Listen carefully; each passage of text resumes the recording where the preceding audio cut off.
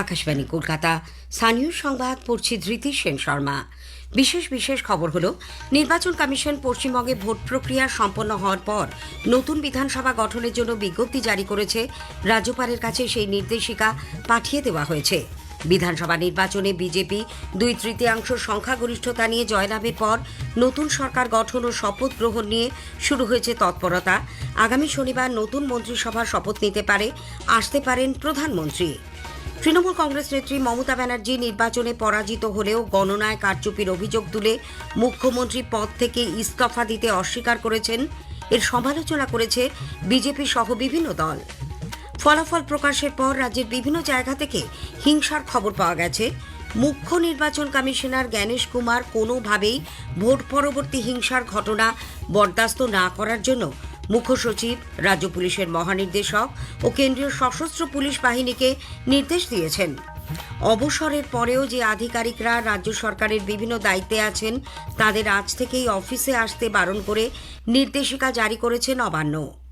অনুকূল বায়ু প্রবাহ ও বঙ্গোপসাগর থেকে প্রচুর পরিমাণ জলীয় বাষ্প প্রবেশ করায় রাজ্যের বেশ কিছু জেলায় আজও বৃষ্টির সম্ভাবনা। আসছে বিস্তারিত খবরে। নির্বাচন কমিশন পশ্চিমবঙ্গে ভোট প্রক্রিয়া সম্পন্ন হওয়ার পর নতুন বিধানসভা গঠনের জন্য বিজ্ঞপ্তি জারি করেছে। রাজ্যপাল আরএন রবির কাছে কমিশনের সেই নির্দেশিকা ইতিমধ্যেই পাঠিয়ে দেওয়া হয়েছে। এর ফলে রাজ্যে নতুন সরকার গঠনের পথ প্রশস্ত হল। উল্লেখ্য, বর্তমান বিধানসভার মেয়াদ শেষ হচ্ছে আগামীকাল 7ই মে। এদিকে নির্বাচন কমিশন সূত্রে জানা গেছে, ফলাফল প্রকাশের পর এই বিজ্ঞপ্তি জারির মধ্যে দিয়ে কমিশনের দায়িত্ব আপাতত সম্পূর্ণ হল। অবাধ ও শান্তিপূর্ণ পরিবেশে এবার 2 দফায় ভোট নেওয়া হয়। ভোট গ্রহণ থেকে গণনা পর্যন্ত গোটা প্রক্রিয়ায় সুষ্ঠু ও স্বচ্ছ ছিল বলে কমিশন জানিয়েছে। অন্যদিকে বিধানসভা নির্বাচনে বিজেপি বিপুল সংখ্যাগরিষ্ঠতা নিয়ে জয়লাভের পর নতুন সরকার গঠন ও শপথ গ্রহণ নিয়ে তৎপরতা শুরু হয়েছে। আগামী শনিবার রবীন্দ্র জয়ন্তীতে নতুন মন্ত্রিসভার সদস্যরা শপথ গ্রহণ করতে পারেন। সেই অনুষ্ঠানে প্রধানমন্ত্রী নরেন্দ্র মোদী ও কেন্দ্রীয় স্বরাষ্ট্রমন্ত্রী অমিত শাহের উপস্থিত থাকার সম্ভাবনা। বিজেপির সংসদীয় বোর্ড পরিষদীয় দলের নেতা নির্বাচনের জন্য বরিষ্ঠ বিজেপি নেতা কেন্দ্রীয় স্বরাষ্ট্রমন্ত্রী অমিত শাহকে পর্যবেক্ষক নিযুক্ত করেছে। ওড়িশার মুখ্যমন্ত্রী মোহন চরণ মাঝিকে সহকারী পর্যবেক্ষক হিসেবে নিযুক্ত করা হয়েছে। একটি প্রতিবেদন। রাজ্যে রাজনৈতিক পালাবদলের সঙ্গে সঙ্গে প্রশাসনিক ক্ষেত্রেও নানা সমীকরণে পরিবর্তনের ইঙ্গিত মিলেছে। নবান্ন ছেড়ে ফের মহাকরণ থেকে রাজ্যের সচিবালয় চালানোর বিষয়ে উৎসাহী নতুন শাসক দল। সূত্রের খবর, এই লক্ষ্যে পূর্ত দপ্তরের আধিকারিকদের মহাকরণ পরিদর্শনের নির্দেশ দেওয়া হয়েছে।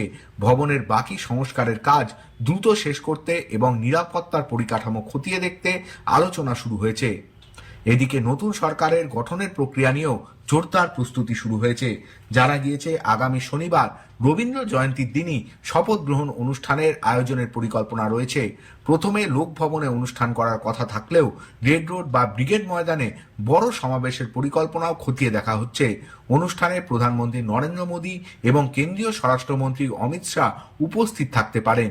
রাজ্যের মুখ্য নির্বাচনী আধিকারিক মনোজ কুমার আগরওয়াল নির্বাচন কমিশনের বিজ্ঞপ্তি সহ রাজ্যপালের সঙ্গে দেখা করবেন। এরপর সংখ্যাগরিষ্ঠ দলকে সরকার গঠনের জন্য আনুষ্ঠানিক আমন্ত্রণ জানাবেন রাজ্যপাল।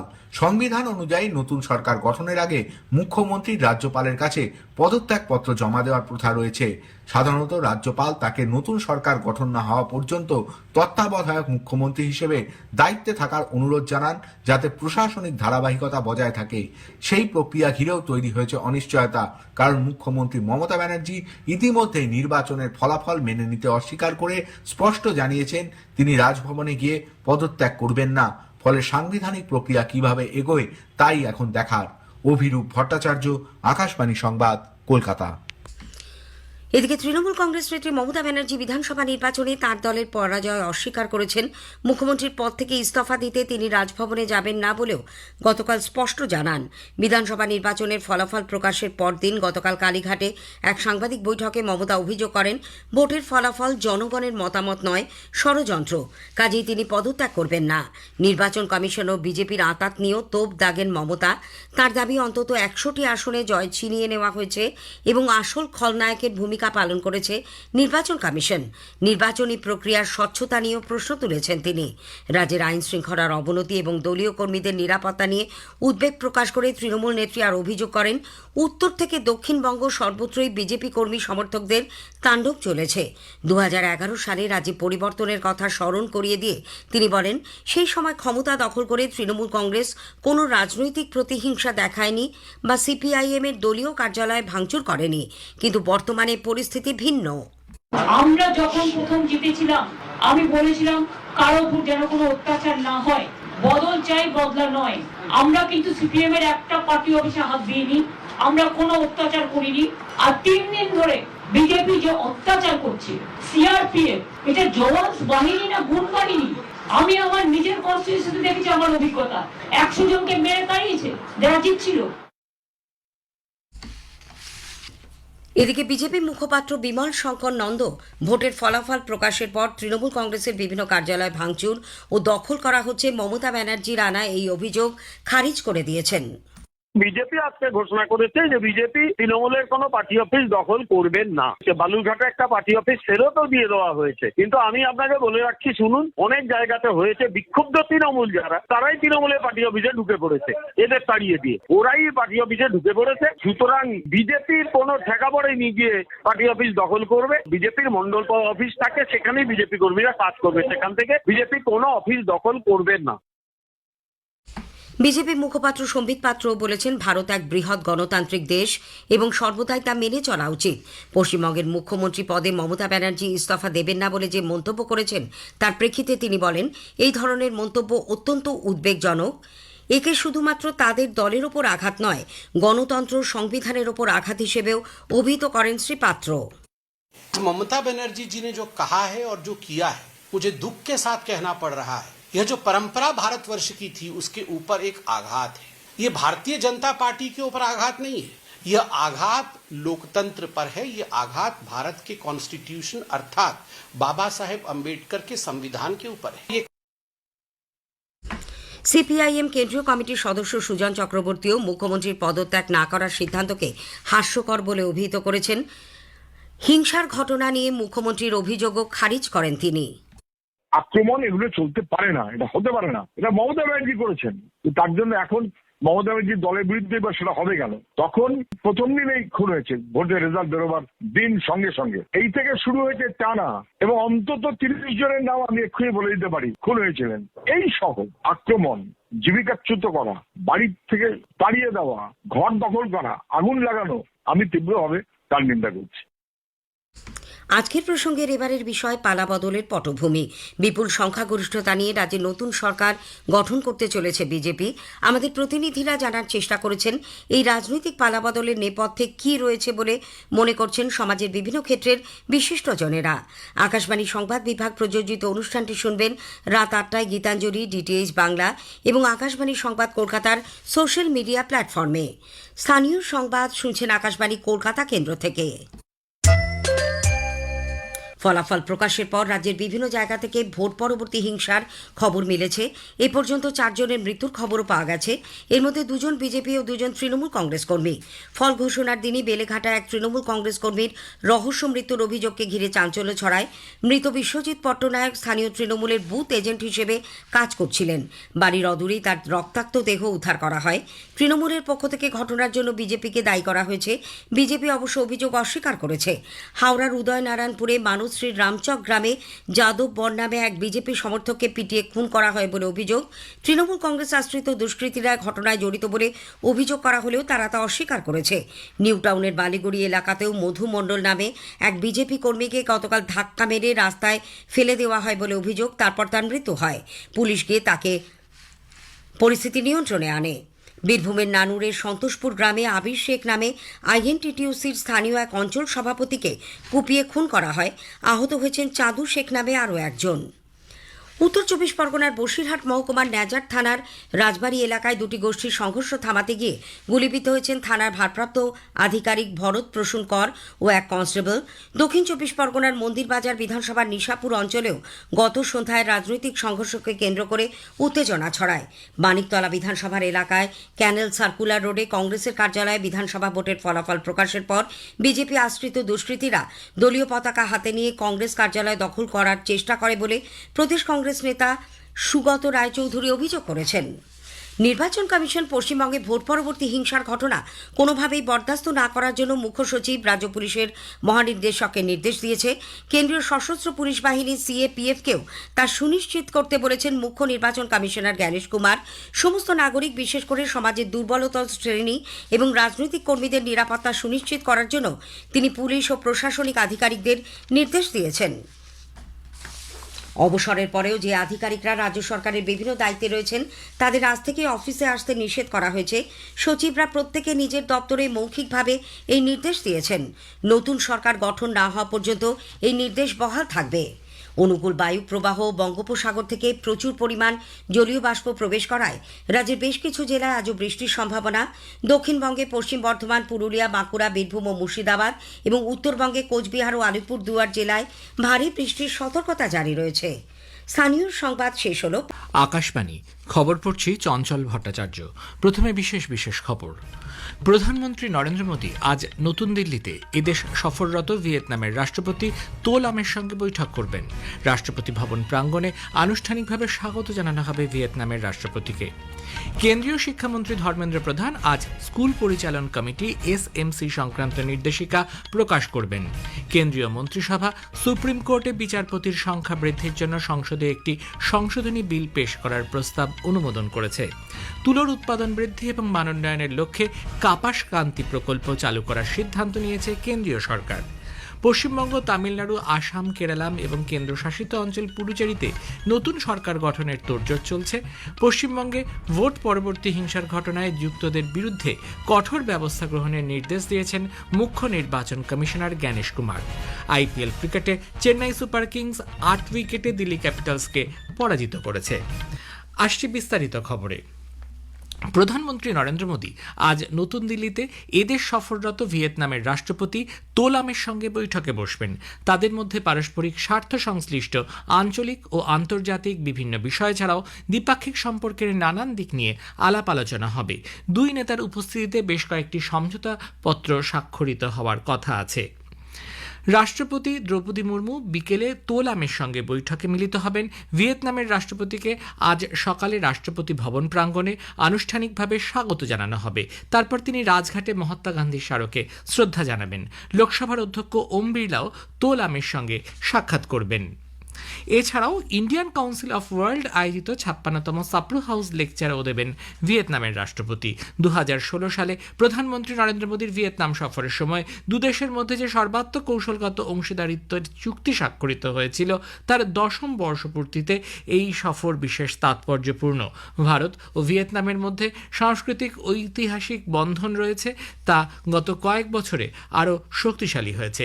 ভিয়েতনামের রাষ্ট্রপতির সফরে এই সম্পর্ক আরও সুদৃঢ় হবে বলে আশা করা হচ্ছে। উল্লেখ্য, চলতি বছর এপ্রিলে ভিয়েতনামের রাষ্ট্রপতি হিসেবে নির্বাচিত হওয়ার পর তো লামের এটিই প্রথম ভারত সফর। ভারতের সভাপতিত্বে ব্রিক্স গোষ্ঠীর কর্মসংস্থান সংক্রান্ত দ্বিতীয় কর্মী গোষ্ঠীর বৈঠক আজ তিরুবনন্তপুরমে শুরু হবে। 2 দিনব্যাপী এই বৈঠকে ব্রিক্স গোষ্ঠীর সদস্য রাষ্ট্রগুলির প্রতিনিধিরা শ্রম, কর্মসংস্থান এবং শ্রমিক কল্যাণ বিষয়ে আলোচনা করবেন। শ্রম ও কর্মসংস্থান মন্ত্রক জানিয়েছে, সভার সদস্য রাষ্ট্রগুলি সামাজিক সুরক্ষা ব্যবস্থার উন্নয়ন, শ্রম বাজারকে সংগঠিত করা এবং কর্মক্ষেত্রে নারীদের অংশগ্রহণ বৃদ্ধির বিষয়ে আলোচনা করবে। এই আলোচনায় কর্মসংস্থানের যোগ্যতা নির্ধারণ, দক্ষতা বৃদ্ধি এবং গিগ ও প্ল্যাটফর্ম অর্থনীতির কর্মী সহ অন্যান্য কর্মীদের নানা সুযোগ সুবিধা দেওয়ার জন্য ডিজিটাল প্রযুক্তির ভূমিকাও স্থান পাবে। কেন্দ্রীয় শিক্ষামন্ত্রী ধর্মেন্দ্র প্রধান আজ নতুন দিল্লির বিজ্ঞান ভবনে স্কুল পরিচালন কমিটি SMC সংক্রান্ত নির্দেশিকা 2026 প্রকাশ করবেন।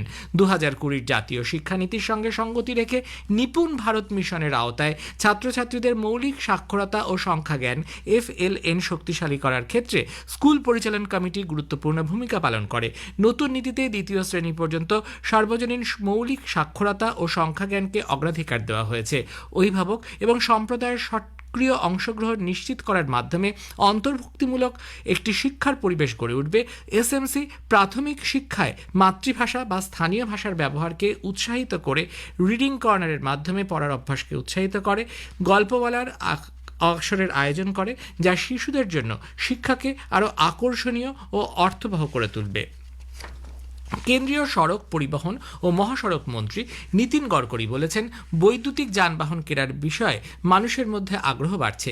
নতুন দিল্লিতে বেসরকারি গাড়ি নির্মাণ সংস্থাগুলির অটো সামিট অ্যান্ড অ্যাওয়ার্ডস 2026 অনুষ্ঠানে মন্ত্রী বলেন, জীবাশ্ম জ্বালানির সেরা বিকল্পগুলির ব্যবহার এবং জনসাধারণের মধ্যে এর প্রচারের জন্য প্রচুর গবেষণা করা হচ্ছে।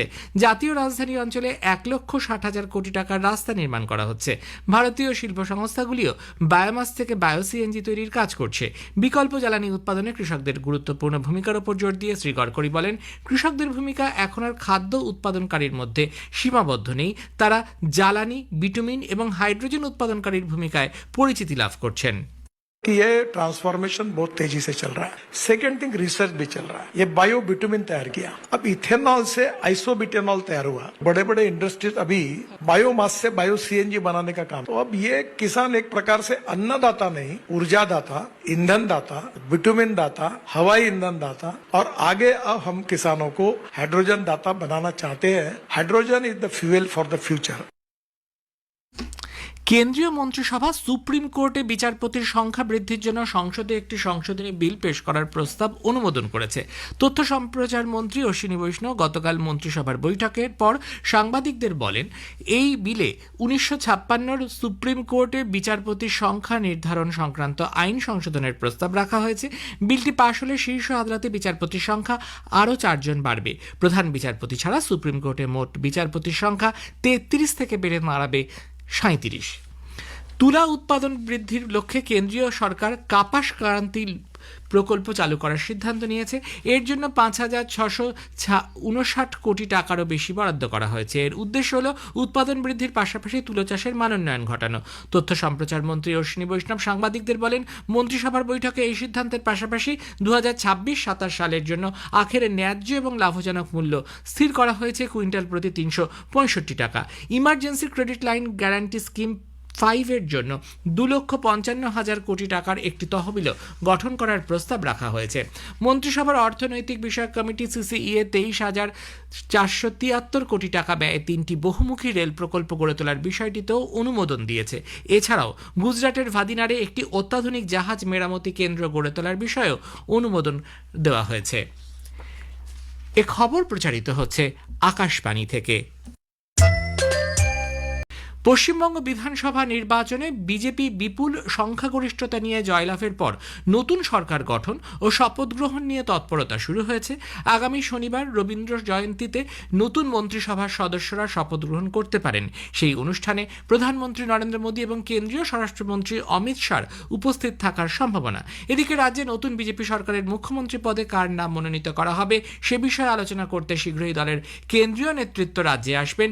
বিজেপির সংসদীয় বোর্ড পশ্চিমবঙ্গে পরিষদীয় দলের নেতা নির্বাচনের জন্য বরিষ্ঠ বিজেপি নেতা কেন্দ্রীয় স্বরাষ্ট্রমন্ত্রী অমিত শাহকে পর্যবেক্ষক হিসেবে নিযুক্ত করেছে। ওড়িশার মুখ্যমন্ত্রী মোহন চরণ মাঝিকে সহকারী পর্যবেক্ষক হিসেবে নিযুক্ত করা হয়েছে বলে দলীয় সূত্রের খবর।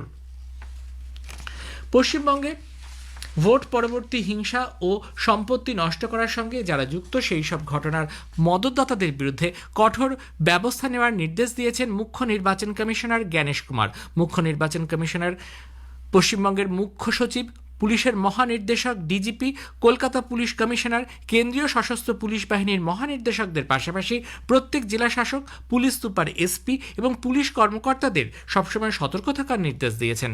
রাজ্যে হিংসা ছড়ানোর সঙ্গে যারা যুক্ত সেই সব মদতদাতাদের অবিলম্বে গ্রেফতার করতে হবে।